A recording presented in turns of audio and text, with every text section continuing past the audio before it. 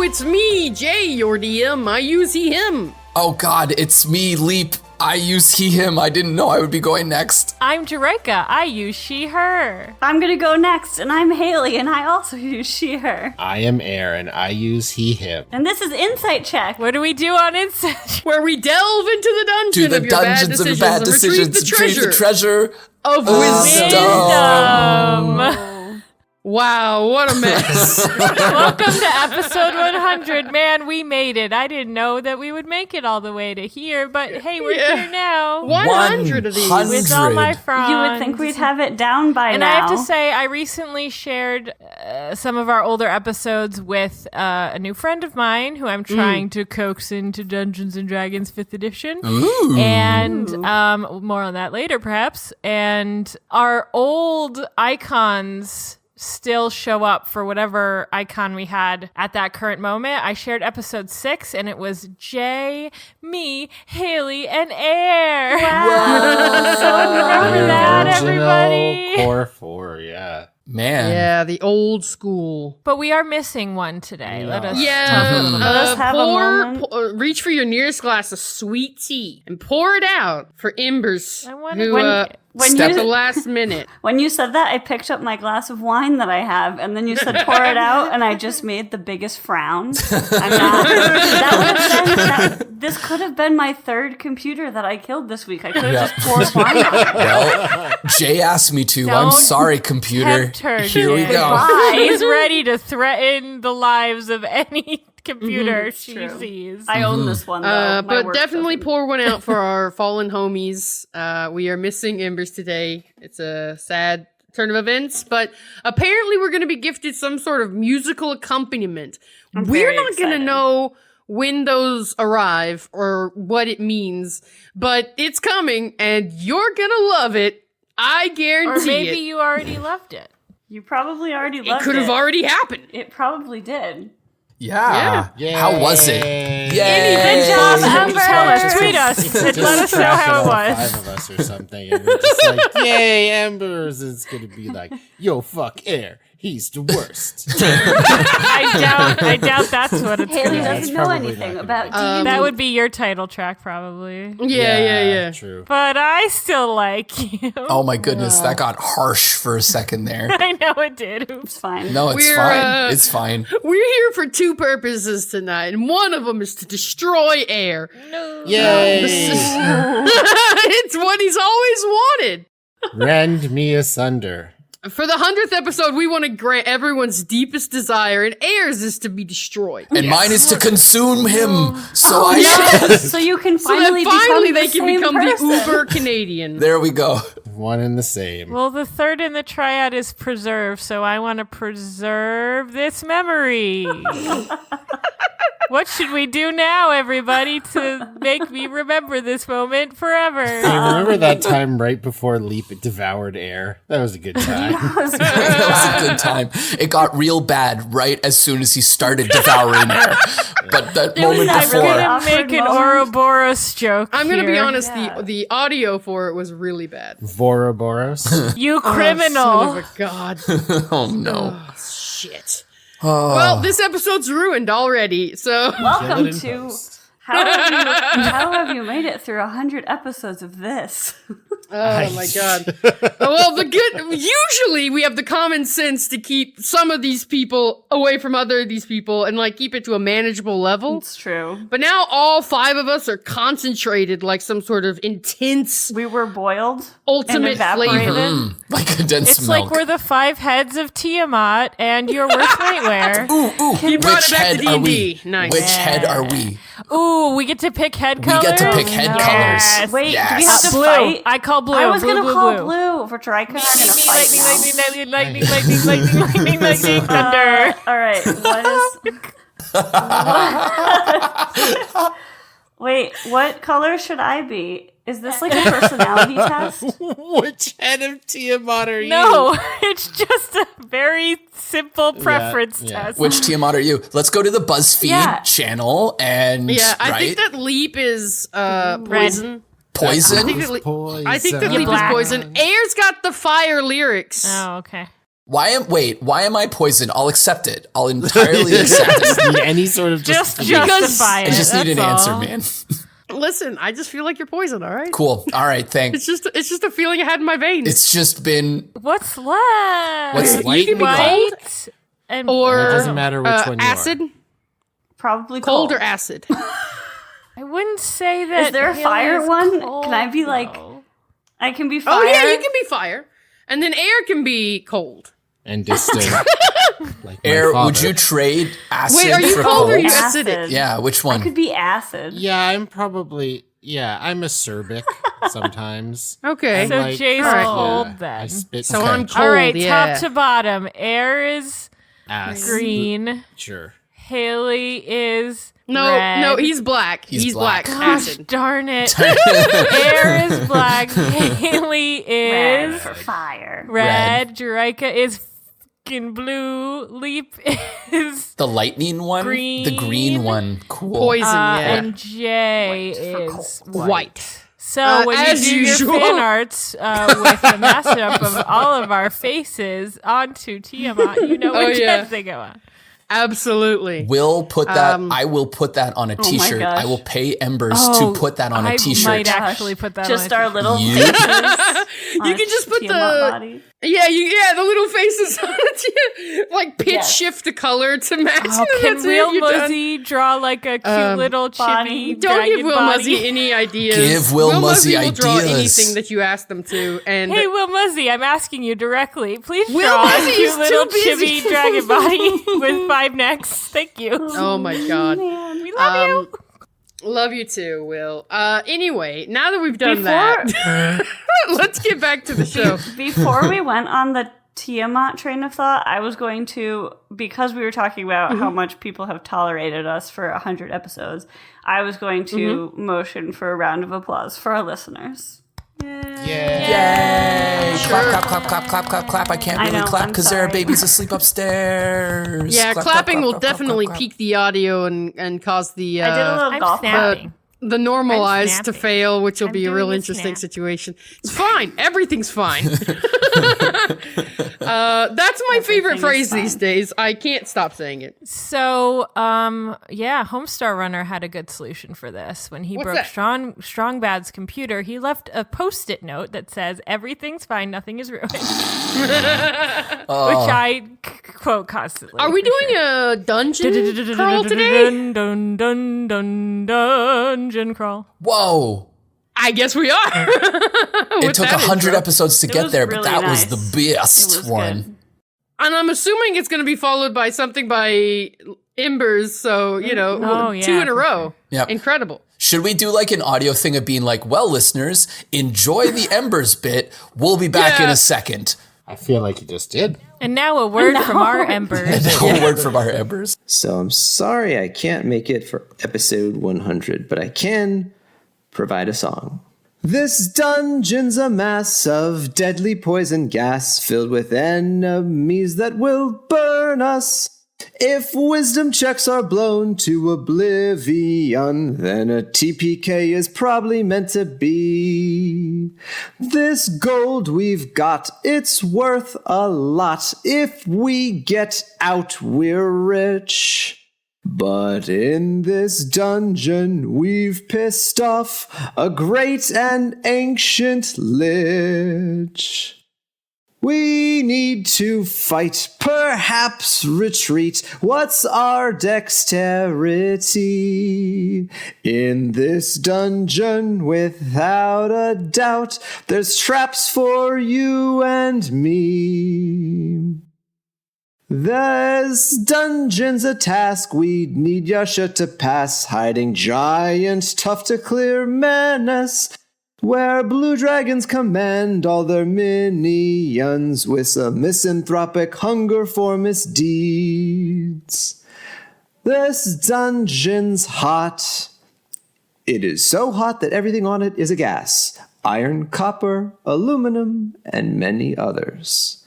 This dungeon's large. If our team had a map, 1,000,000 hex tiles could fit inside, and yet this dungeon is still a medium CR. This dungeon's quite deadly. About 93 million skeletons litter the floor and the walls. And even when there is no light, there's evil night and day. This dungeon's a mass of deadly poison gas filled with enemies that will burn us. If wisdom checks are blown to oblivion, then a TPK is probably meant to be. Scientists have found that this dungeon is a huge PC smashing machine. The damage that come from the dungeon come from nuclear reactions of invocation, transmutation, and evocation. This dungeon's a mass of deadly poison gas filled with enemies that will burn us. If wisdom checks are blown to oblivion, then a TPK is probably meant to be. Happy 100th insight check. Yeah, that was Embers. Everybody enjoyed that, I did. Sure. Unless it didn't happen, in which case. Edit this out. You're not hearing any of that. Yeah, in which case I've edited this all out, and this is all in the Phantom Zone, and it doesn't exist. Ooh, I That's like Quantum that song. Podcast. Quantum. Where I exist. So I have two halves of a dungeon that I would like to put together. Which would make so will the And dungeon? they don't really fit together at all. I like it but even I'm gonna more. do my best. This is I've is run good. a few dungeons like that in my day. Yeah. There you go. So the first half is I signed up for World Anvil today. I created a new account and I named a world. Ooh. Yay! Ooh, what'd you name Iragi. it? Ooh. Yragi. Which was a name that I generated on Fantasy Name My Generators. favorite website. Amazing. Never heard of it. Yes. So I got super intimidated by this website. I thought maybe they would have like a map making tool, but it seems like maybe in this free version you can just upload maps that you create elsewhere, which is fine. I don't hate that. But also with free accounts, your info is public to everyone, so I don't know how that works. So I have questions, but I've only been a member of World Anvil for like 4 hours, and Janet from the Anvil has sent me an email that I have not opened. Oh no. So she probably explains more in her I don't know you at all, but I will help you way. So we'll see how that goes. More updates later. And actually, this does relate to the second half of my dungeon crawl. You've managed to merge them.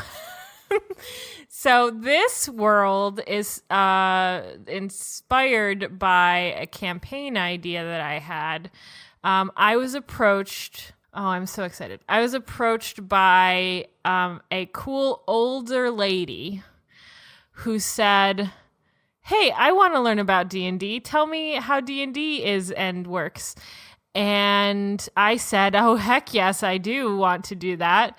And so I got it in my head that I'm starting a campaign with all of the people around my mother's age What? that I know. And this is going to be their world. And anyway. So first off, I just have one yes. You have one yes so far. Well, that's a start. I have two. I have one. Yeah, maybe, and I have one. Sounds like organizing a game of D&D. That sounds about right. Yeah. For sure, yeah. Yeah. So I just want to reach out to the older generation and let them know that there's nothing to be afraid of, and embrace the terror that is Dungeons and Dragons head on. Absolutely. Everything will be fine.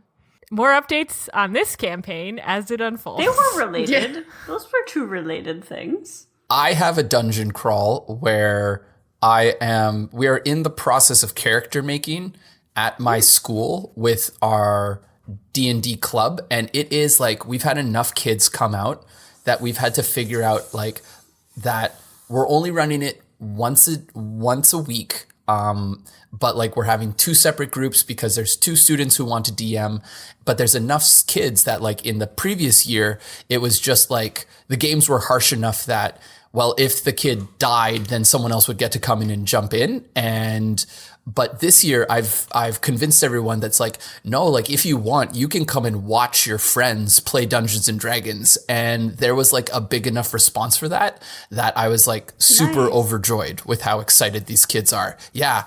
And we're making characters, which in my old group, in my previous school, I just gave them like the base characters because I just really wanted to start. But like these kids want to make their own, and it's messy and wonderful. It's absolutely incredible. Making characters is exciting. Especially with young people, you know, lots of free thinking and kind of like guiding that creative energy into useful avenues instead of, you know, because you can easily get lost in this stuff.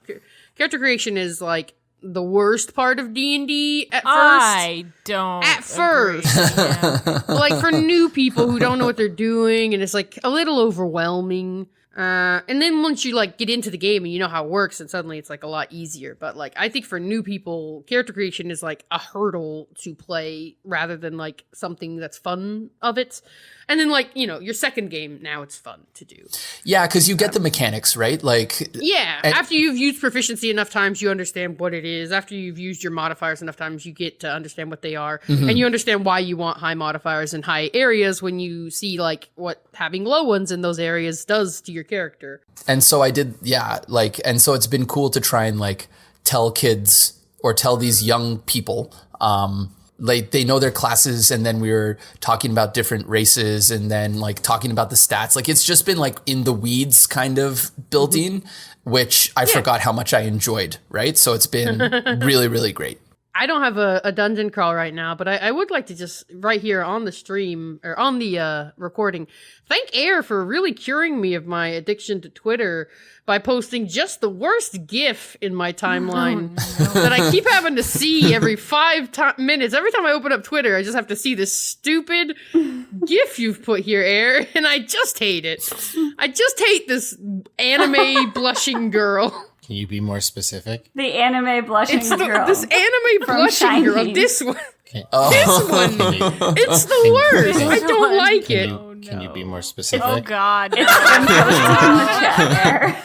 God. She has Anyway, hearts. yeah. So just a random aside there for you viewers. That's what I'm currently dealing with. That's the struggles in my life I don't right now. understand Amazing. because my Twitter, literally my entire Twitter, is just posts of different geese things. There's like a goose in a video game. Yeah. That Like, sounds like there's the just a better lot of of- the two options. Untitled Goose Game it's is like really there's only good. one of them is a goose game, and then of the goose game, and then there's this person who is a lady with a bunch of goosenecks coming out of her head. Are we moving on to your I mean, dungeon it's sort of crawling? related. We're talking about this Twitter post by for Teal sure. Sather at Teal Sather, and it is a lady who looks quite happy and has a bunch of goosenecks who are all doing different things. One of them's eating a sandwich, one of them's sleeping, 2 of them are fighting. And it says Untitled Goose Monstrous, and then it says JK, of course, her name is Mugusa, and it made me really happy. I love it. That is 7 geese A lot on of them. her head. It's a really It's cute wonderful. picture, and Yeah. I loved it. The Untitled Goose Game has taken over the internet. Yes, I haven't been on the internet much, so I'm glad that I have avoided I that. didn't know. I miss actually. Like I wish I knew this by now because that's I pretty haven't good. heard about this, but everything on my Twitter is like press Y to honk, so I am assuming that So this it's a is very Goose simple game. All you are is a normal goose who can't fly in a little hamlet in England. And you walk around annoying people by honking at them or stealing their objects. And the game has a list of goals, and you have those 2 tools to use towards those goals: honking at It's like people Fly Away and Home, stealing but things. terrible. Fly Away Home was my stealing favorite things? video. Not video, It's movie. extremely good and very cute, actually. It's just a lot of people are very charmed by Is this it the cute new little Stardew game. Valley? I wouldn't say that because it's only like 2 hours long to beat this game. But it's just like a very charming, simple little game where you go around bullying these villagers, honking at them as a very annoying goose because geese are the worst. I had another more Dungeons and Dragons related dungeon crawl. Sure. That is actually sort of related to maybe both Leap and Jerika's. Is that I've just found it interesting over the last few years since getting into D&D myself. Has it been a few years? Anyway, sorry. As I was saying that, I was like, how long have I been playing D&D? How long have I known you guys? That long. I've just noticed like more and more people talk about D&D like all the time. And I find it really interesting. I was talking to some dance students the other day, and I was like, when can we meet for lessons? And my student was like, I need to be done by noon because my Pathfinder game plays at 2:00 on Saturdays or on Sundays. And I was like, oh, that's cool. And then a bunch of people all around me were like, oh, cool. I played a game on Thursdays. I played a game on this day. And I was like, when I was in college, nobody talked about D&D. I wish that people had talked about D&D when I was in college. And it was just cool. And it made me happy. And I wanted to share it. I concur. I know I have at least one coworker who plays regularly. And there's probably more lurking in there. And between the stacks. In the shadows. And I had somebody bring up their D&D campaign during a job interview with me. I was interviewing them. And they told me about their D&D campaign. And I was like, wow, we've come a long way. Did it add to their interview? It did. In a positive way. It did add to their interview in a positive way. And not just because I like D&D. Teamwork. So listening skills. Predicting other people's actions, being ready to work as a team. I think these are all great skills. Those were the things that I extrapolated. But the question that I had asked was actually about programming skills. And this person had written a bunch of Excel macros and a UI to build like an ever-expanding shop generator with items and prices that his people could buy in different places as a way to like teach himself how to program but also be organized for his game. And I was very impressed. Cool. And I was like, can I have your spreadsheet? Yes. And then my boss was like, what was that person talking about? You seem to understand. And I was like, I did. Eric, do you want to cry? I'm good. I mean, no. Okay, I'm good. For sure. I crawled earlier, I can only crawl once. If I crawl after 7, it just goes I'm straight not to as spry as I was in my youth. Crawling. Okay. Yeah, exactly. You might never get back up off the ground. Yeah. 100 episodes in, your knees are pretty bruised. Yeah, exactly. He's exhausted his crawl energy. Mm-hmm. Yeah, I think that's everybody. I mean, mine was outrage over a GIF. I don't know if that counts, but I did say things. It counts for our 100th episode. Yeah, sure. Let's talk about 6th edition, folks. Okay, let's do it. Now, see here. We have built a house of cards on 5th edition. Sure. There are so many platforms and also just money-making happenings. New jobs have been created. Old jobs have been revamped in the wake of the release of D&D 5e. And I thought it was interesting that Haley mentioned no one ever talking about D&D in college, which was also my experience. And when did D&D 5e come out? Can anyone tell me? Yes, it was after I was in college. So 2015? I think so many people I'm looking have been riding this wave that if you just pull the tablecloth out from under everybody, people will fall off the table and break. The 15th 100%. of July. I am positive. In 2014. It looks there It you was go. definitely after my college years. I'm talking about World Anvil. I'm talking about Roll20. I'm talking about D&D Beyond, especially the Twitch extension and all the other things. I'm talking about Dungeon Masters Guild. And yes, some of these tools have withstood the sort of move from edition to edition. But I think 5e is the first truly online edition that we've had where people look forward to playing games over the internet, for example. And many tools have been have sprung up to accommodate this.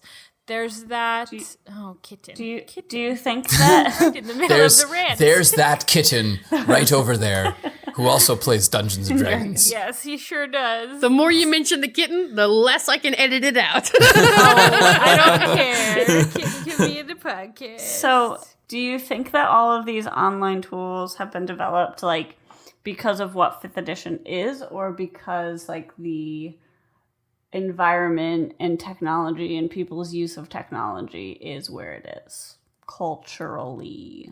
I think it's just the money. The 5th the edition money. is just successful. And so tools and products come because it is successful. 4th edition tried very hard to be an online edition. They had a pretty robust tool set for creating monsters and for character sheets and things like that. But it wasn't quite like They didn't have a Twitch extension. Yeah, it for wasn't like it sure. is now. And it wasn't as fancy or as nice looking or as well designed. And it wasn't used terribly often either, because 4th edition was a bit of a flop.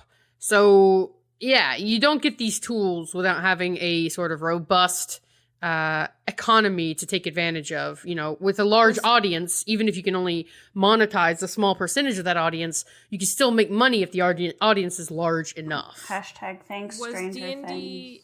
Yeah. was D&D Next online at all?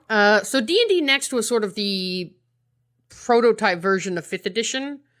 They had an app set to come out when 5th edition came out, but it didn't work right. They kept being really late delivering on promises and not communicating enough with the community, and that partnership fell apart pretty quickly. I don't even remember what the app was called.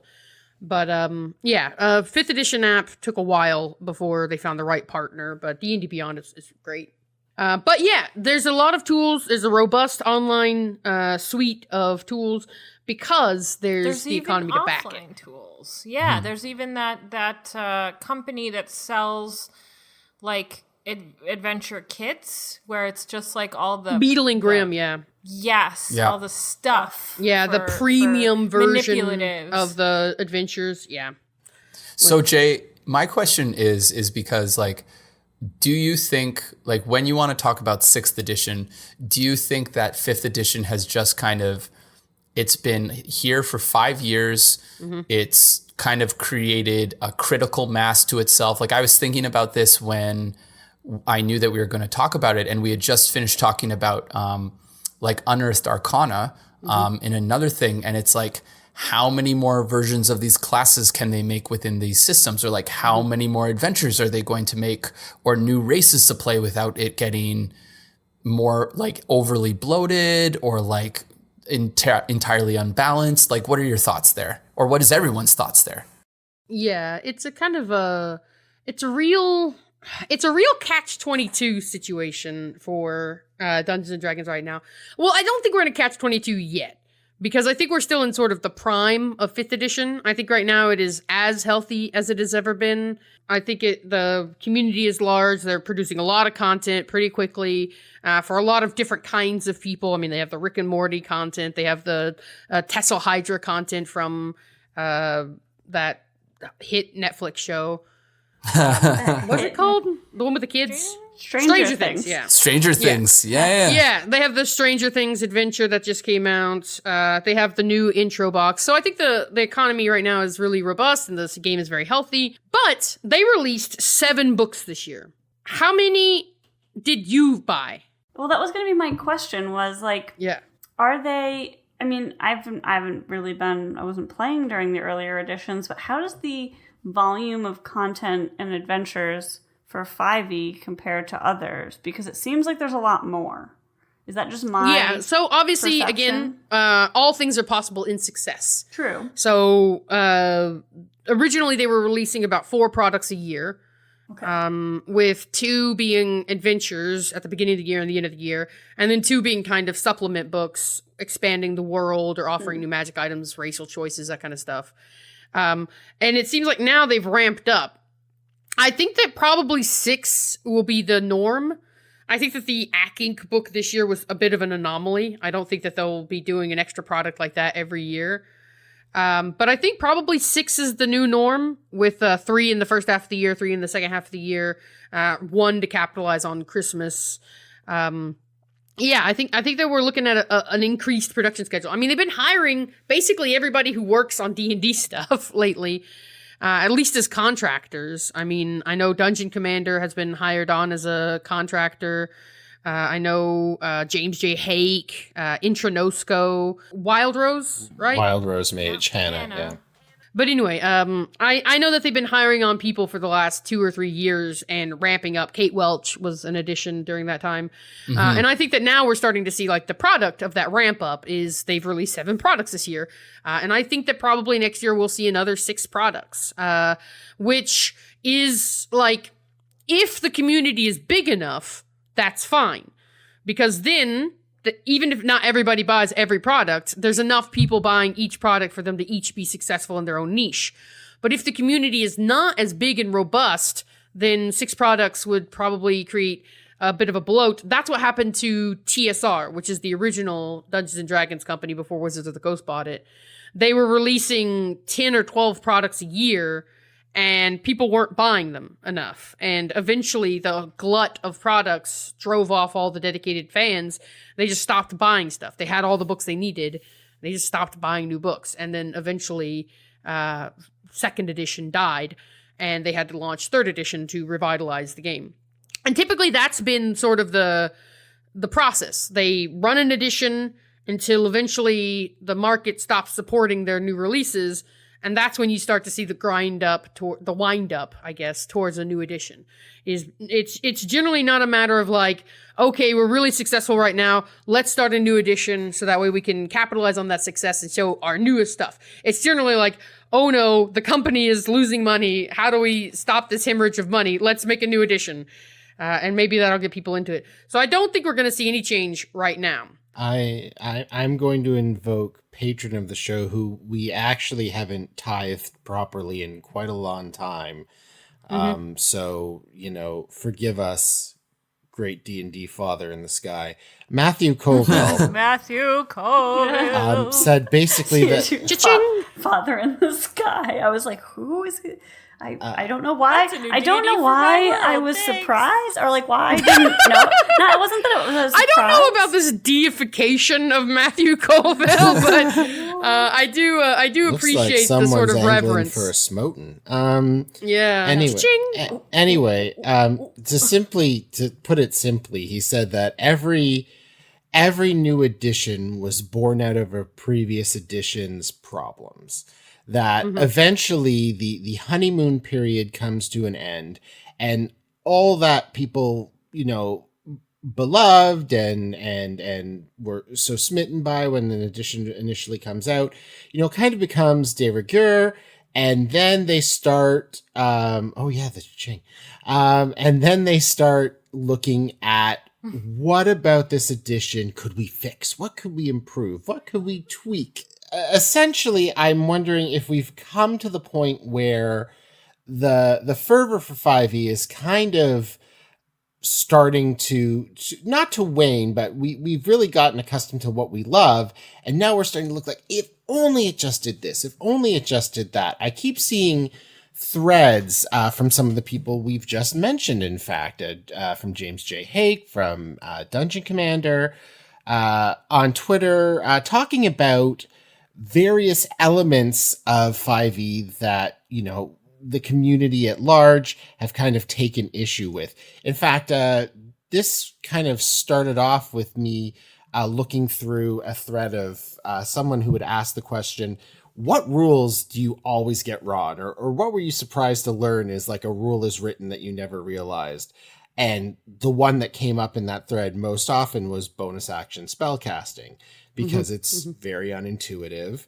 And it kind of requires you to go back in time. Now I want to cast this bonus action spell. Well, you can't because you already cast a leveled spell with your action. So you would have to go back and undo your action and cast a cantrip if you want. Like, I understand why the rule is there, but it certainly can lead to a lot of confusion. And it's just one of any number of rules that are perhaps confusing, or elements of the system that are perhaps too good, specific classes or mechanics that are overpowered, or When you say too good, tell me what's too good. So let's get into this. James Hake had put up a thread that got a good bit of viewing on the old Tweetsaur. A lot of ink has been spilled over Dexterity's potential overusefulness in 5th edition. Oh, yeah. What do you think of Dexterity determined the bonus to hit rolls for all weapons and spell attacks, and Strength determined the bonus damage for all weapon attacks, which is, my editorializing now, a throwback to prior editions.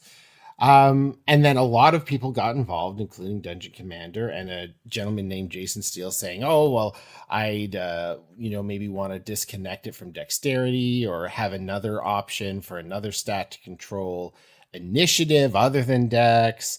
DC was... Okay. We can get lost in the weeds in this a little bit. This is a very mechanical, crunchy conversation, but I think the more interesting conversation that you're kind of alluding to here, and I think my angle on this that I find interesting, right, is you've said this just now. Every edition is born out of the previous edition's problems. And I would posit that every edition comes around when the previous edition fails, financially, business-wise, etc. The next edition comes when the previous edition fails, and then what the design of that edition is out of its problems. The thing that I'm interested in, right, 5th edition is at its height, popularity-wise. Money-wise, there's not a huge incentive to change the game because it is making a lot of money. But my thinking, what I find interesting right now is there's a lot of social pressure for the game to adapt. Because I think it has gotten very popular with a wider range of people. I think because it is popular now with people who aren't just like white dudes, cis, male, like middle Americans, I think that a lot of the ugliness of D&D is being dragged down to the light that is baked into the edition. And I think that the call for 6th edition isn't coming from the mechanics. I think the call for 6th edition is coming from race, from Berserker, from Monk, from these things that people are like, this doesn't make me feel included in the game. This makes me feel excluded. This feels reductive of my culture, that kind of thing. I wonder if 5th edition won't be the first game to get a new edition, not at all because of money, but because the pressure from its newly acquired fan base is towards that of social progress, right? Do you think that to like address that, they could, an amendum isn't the right word, but do you think that they could create a book, right, where instead of creating a brand new edition, they could address those issues? What you were describing is a time-honored tradition in Dungeons & Dragons, and it is called the 0.5 edition. There you go. Yep. Yeah, it is 5.5, right? Like, instead of changing to a 6th edition, do we need a 5.5 to address some of the problems of 5th edition? Can we make a 5.5 where we take out all mentions of the word race and just change it to ancestry? Can we make a 5.5 where no race has negative scores to intelligence? Can we make a 5.5 where, your charmingness isn't tied to your race, so that, these people aren't just like fanciful dancers. They are complicated creatures, and each one of them unique and individual. My personal opinion is that I think that the things that people want changed are too deeply baked into this system. I think that racial ability scores are too deep. I think that Dex being the dominant stat is too deep in 5th edition. You can't fix that with a minor tweak. Total revamp. And like all these little threads about like, just give this to this and this to that. that's not going to fix Dex being a dominant stat, and it's not going to fix race, and it's not going to fix, like, half-elves have charm person. And that's weird because now all of these half-elves are supernaturally charming, and that gives everyone a reason to fear them, and it's not a good look for, like, because in reality there have been people who've been accused of being supernaturally charming and can't be trusted, like the Romani, you know, are accused of that kind of stuff. So it's like, you know, you can't have this outsider culture that's baked into the game that has a charming ability. It's bad look. And I think that so much of the stuff is baked in. I don't know that a 5.5 fixes that stuff.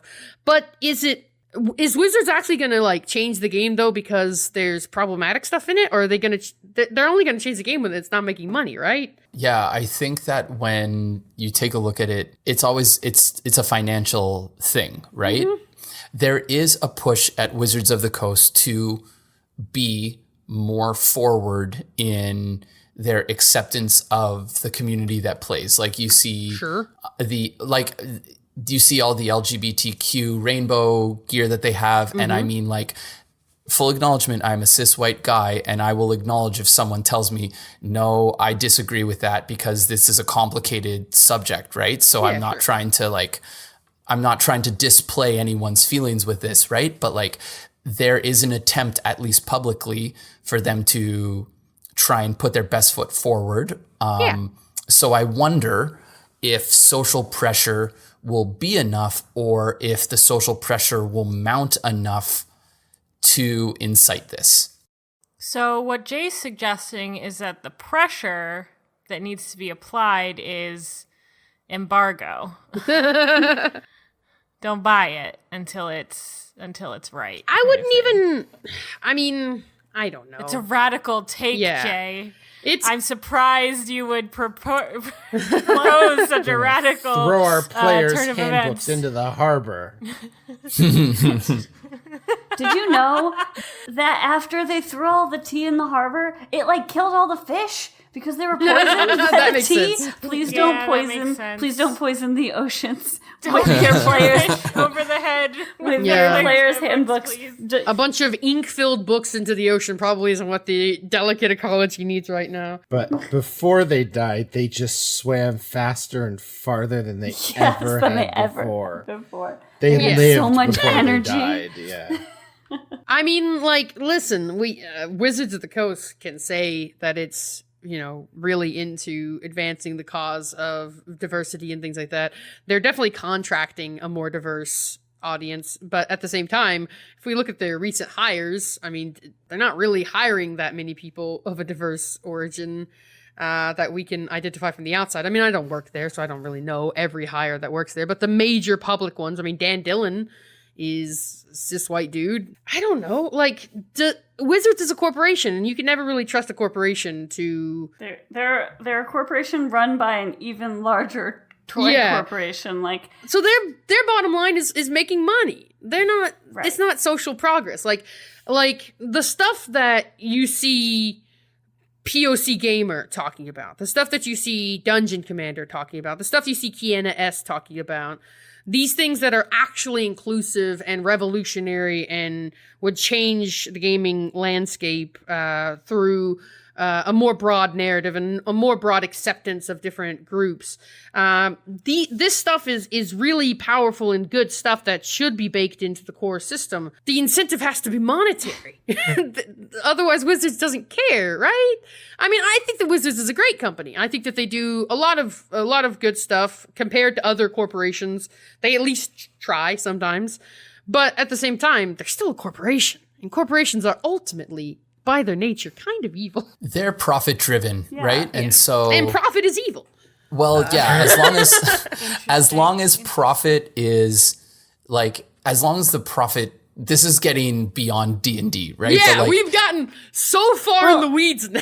yeah. So, like, Hasbro is a publicly traded company.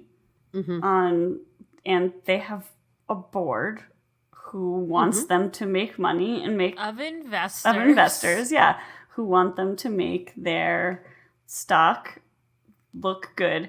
But, interesting fact, I just looked up the Hasbro stock, and it has gone up from $55 and 42 cents a share on October 3rd, 2014. Thanks, Google. To in September 20th, $117.63 a share. So yeah, this has been a very good addition. It's been for good. Hasbro. And Hasbro isn't just, I mean, obviously Hasbro is not just D&D, and you can't segment that out of this large thing, but like, I think, Leap, you were sort of getting to this same point. Like, a profit-driven corporation is going to continue doing the thing that makes it profitable. And even if the people there, like, I think there are people at Wizards who care about the same things that we're talking about here. But if you go and pitch the president of Wizards, like, we're going to do a 5E or a 6E to replace 5E that's doing really well to make, like, people with social justice concerns like happy, like, I don't know if that is a motivation for a board, and that is the sad fact of this country. Yeah. Hopefully when they hit that critical mass, because it will be a point in time when 5e will at some point hit a critical mass, right? That eventually people will have all the rules that they care to have for this edition. They will have all the books that they care to have. They will have more adventures than they could ever possibly run in their actual lives because they're very busy. Eventually at some point, once you have 35, 40 classes, 5 new classes isn't that exciting to most people. To some very hardcore fans it will be, but to the vast majority of the audience, once you have, 30, 40 classes, I don't need another book of classes.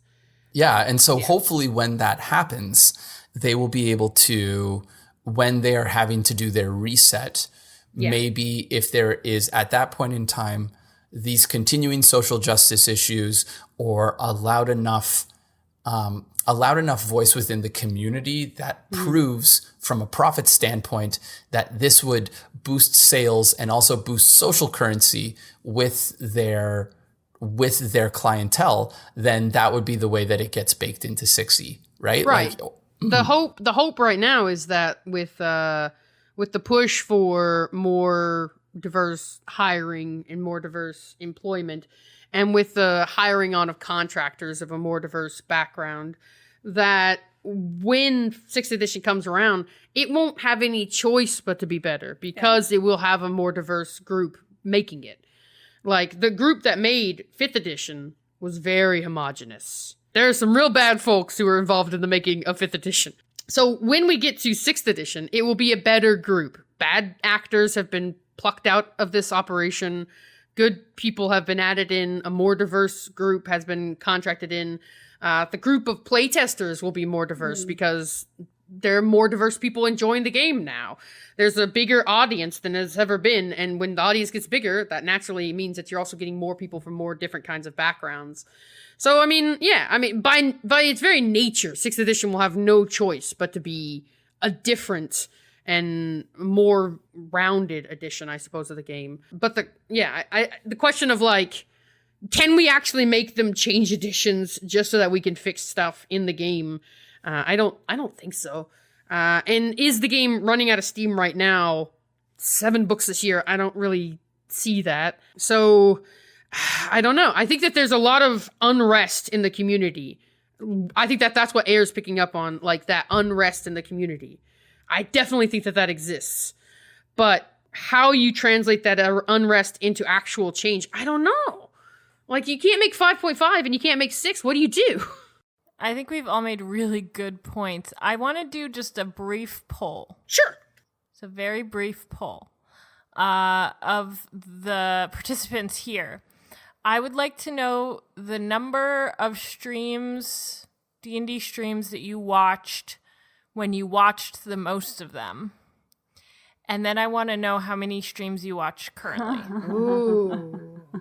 That's a good question. God. This is a very insidious question. I know. Are you talking? Can we put some parameters really quickly? Because I have questions. Yeah. Does watching a stream count if you are consuming a podcast after the fact? Yeah. Yes. Cool. Right. So any audio, like any sort of audio, let's play. I think at my height I was watching game. Taz, Critical Role, C-Team, and the D&D Beyond one, Tales from the Veil. Yeah, I think I was watching those 4, and then probably picking up a 5th each week of just different shows I was sampling. So probably about 5 at my peak. I'm probably doing maybe 2 now. Yeah, I was doing 4, I think, at my peak, and I'm doing 1 now. 1 with the And it might wavy just hand. be- And Yeah, it might yeah. just be like our lives, but I do want to see if this is across the board for everybody. So I have never maybe been as much of a stream watcher just because of my tendency to overschedule my life. Yeah, you're a busy person. I have watched AI from the beginning. I used to watch C Team every week. I was doing the Critical Role podcasts for a while and checking out different streams here and there, but I wouldn't say I consistently watched any of them.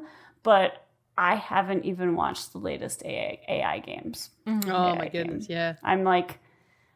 I'm 2 behind, I think. But and I haven't watched C Team in at least 6 months.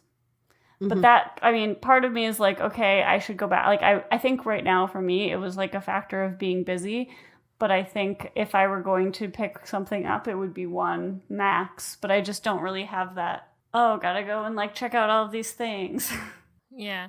And I have to say it was much more critical for me to watch these streams and keep up on these streams when I was engaged in Twitter more. I agree. And I've been taking a little break recently, and it doesn't feel as immediate that I must watch this show or this show, and I must be current.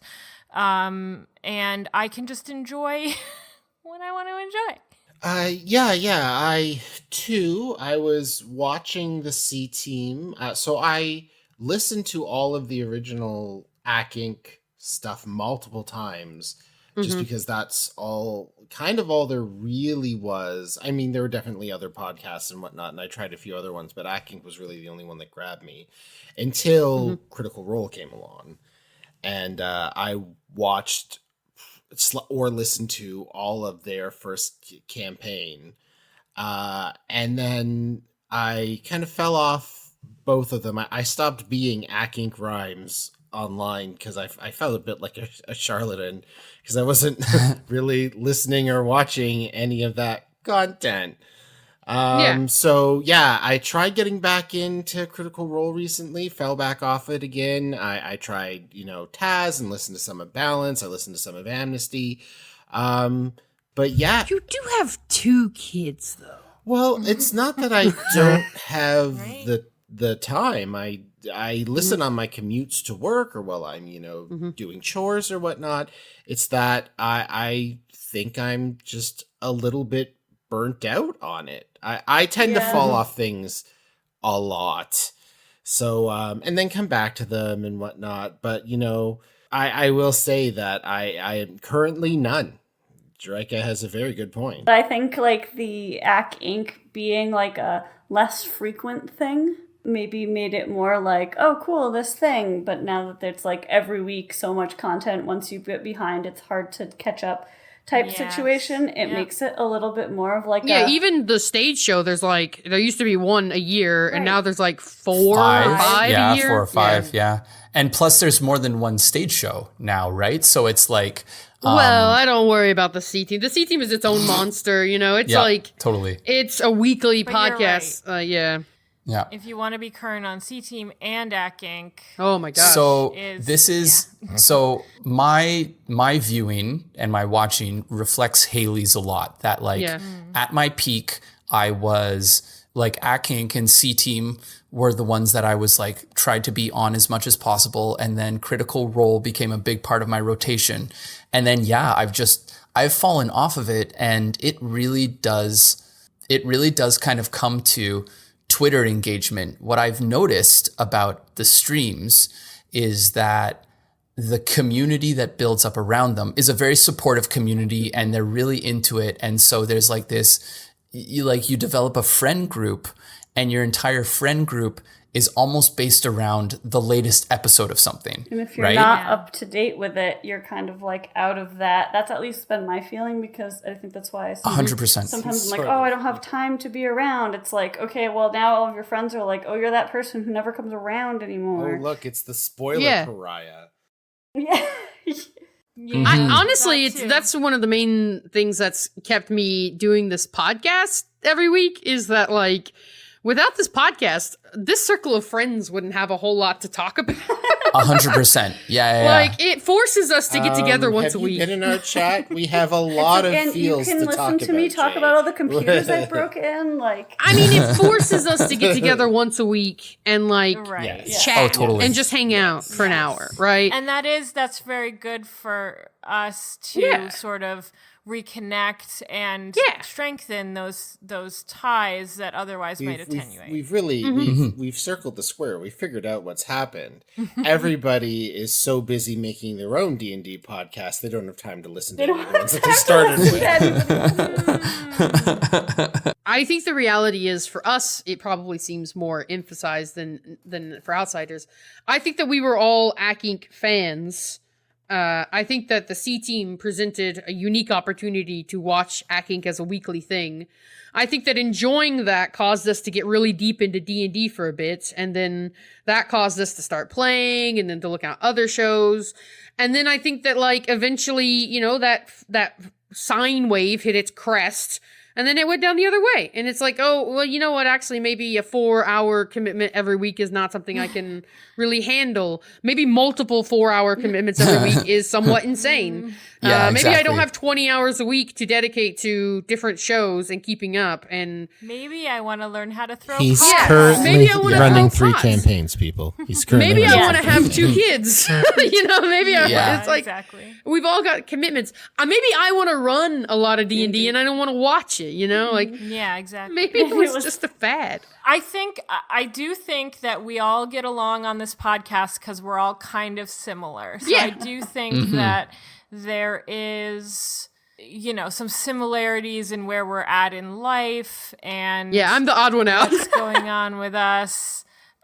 Honestly, Jay, I do multiple games. That's true. do multiple games. I love that. Yeah, me and It's Jerika like are our the odd ones callback out. to the early episodes. I do many. Exactly. That was the tone of voice I was going for. But I think that, you know, this does kind of speak, I think, to a sort of like a critical mass, really, of shows. And you can get burnt out. There is enough content out there that taking a break sometimes feels nice. Yeah. I think. Oh, totally. But then it feels like guilty, because then it's like, oh, I took a break and now I'm behind and I want to be Well, caught up. If you want to put those negative feelings on it, you can, or Yeah. you can look at all the stuff that you were able to do That's true. to better your own self. True. I would say that I've gone That's through true. that evolution recently. Like, for a while, it was like, oh, I can't come and talk about D&D things. I don't even do any D&D things. But I would say that it's not like, I definitely don't feel like it was like a phase thing. Like, I still really love the game. I love when I get to play or talk to everybody about D&D, and I like listening to Yeah. like hearing about the things that I've missed. But at this, Listen, phases have come and gone since I started playing D&D and loved it, and now now, I know what a phase was.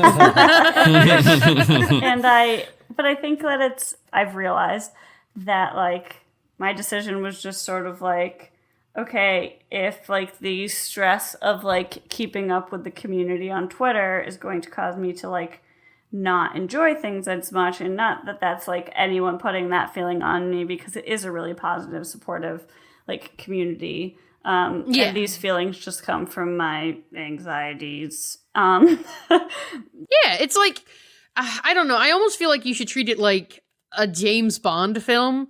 You know, if you haven't been to a James Bond film in 20 years, you still probably know, Still know what you're getting what to yourself expect. into. Yeah, that's so true. maybe if you Yeah. haven't watched the C Team in 20 episodes, you still understand. Denar's going to be a selfish jerk, and Cathris is going to be a weirdo who's a little asocial, and Walnut's gonna be A teen. yeah, like a grumpy one, and then Rosie's gonna be the grandmotherly one, and you can just kind of go hang out with some old pals you haven't seen in a while for a few hours, and then move on. It's this commitment to seeing every episode is maybe unnecessary. It's my disease, Jay. We've talked about this. I know. I've solved it. I've solved the problem. Yes. Somebody needs to make kind of like this show where you can listen to one episode and then not listen to the next 3 episodes and then come into the next one. I just want a campaign of one-shots. Just one-shots, Yeah. I just want a one-shot.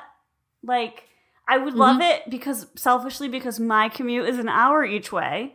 Yeah. Like, 2 hours or 1 hour. Imagine if some of the luminaries had to come in with a new player character every week. Yeah, I would love that. Or it was, You'd get down to like the dregs after like 20 episodes. You'd be getting real creative with your PCs. it's true. Or it could be like the same group doing different things. Like, that might be like the Aki and live shows. Yes, I think that was what the Kinda, live right? shows Sort of. were like. Nice, they did a little recap, but they were always sort of doing something different.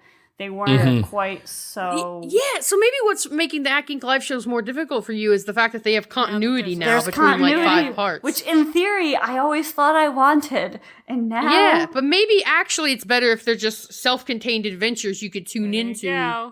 I've solved it. PA, pay us money. We fix your problem. There you go. We fixed your acting Yeah, problem. I'm sure your 50,000 live viewers.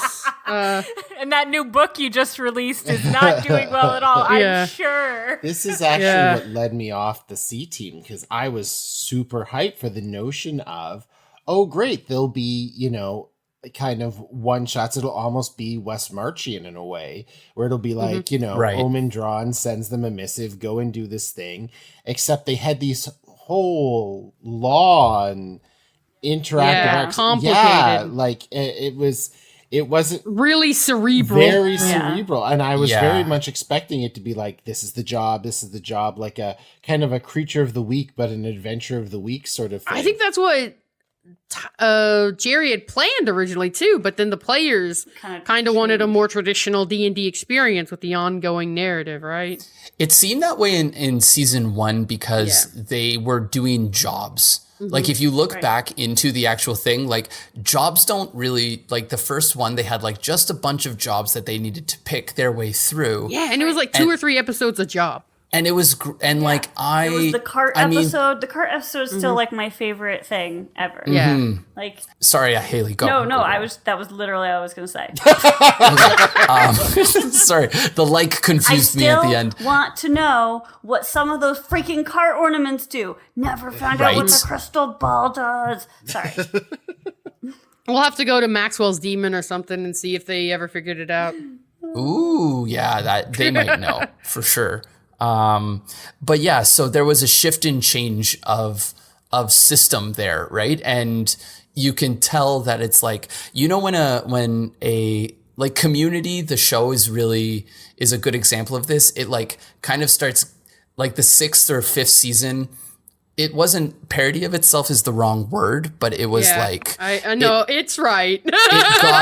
it kind of started building on its own stuff, right? And I mean, whenever I listen, and the last time that I listened, I really like that stuff. I really like those characters, and I really liked the last few seasons of Community for the same reasons.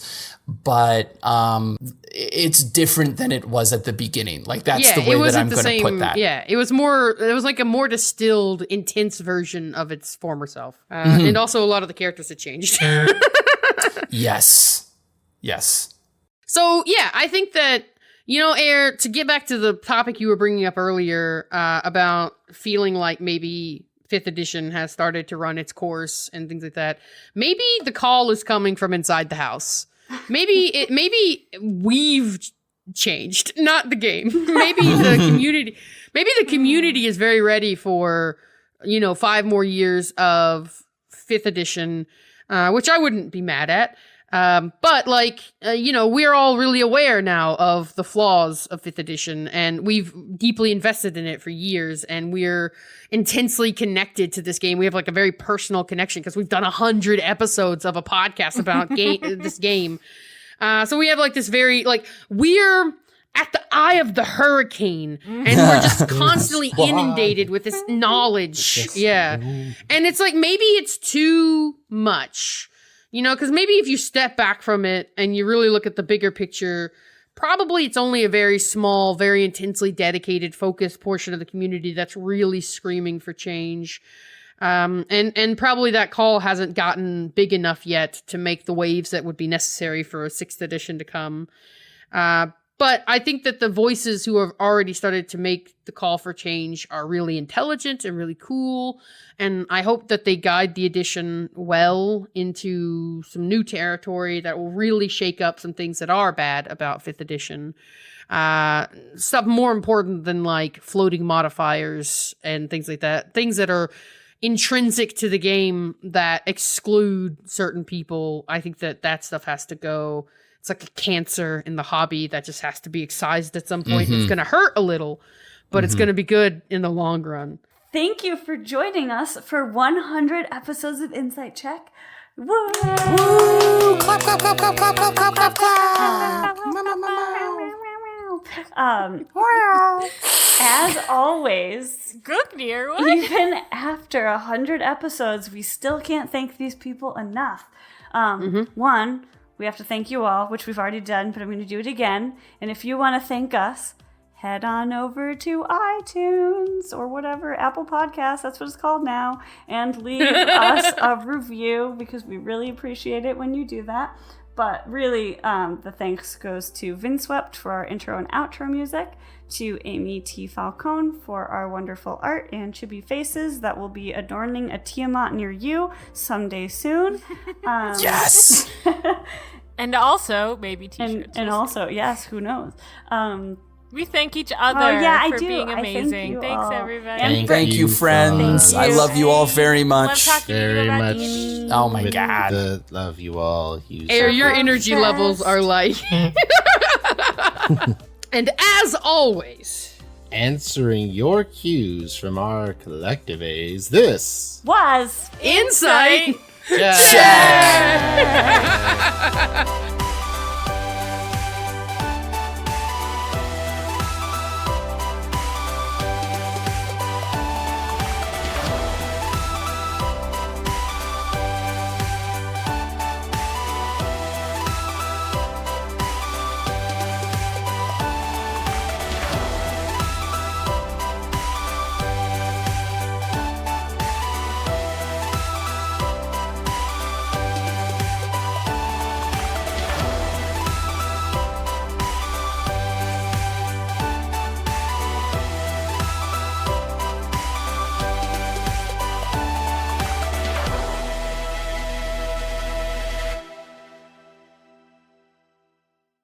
I know the voice was feminine, but it was me, Leap. You son Oh of a- no, sorry, I'm I sorry. thought it was Jerika. I know. I thought it was So Haley. Leap said, "Nice throwback with the money sound, Haley," and then Haley was like, "I think it was Jerika because Oh no.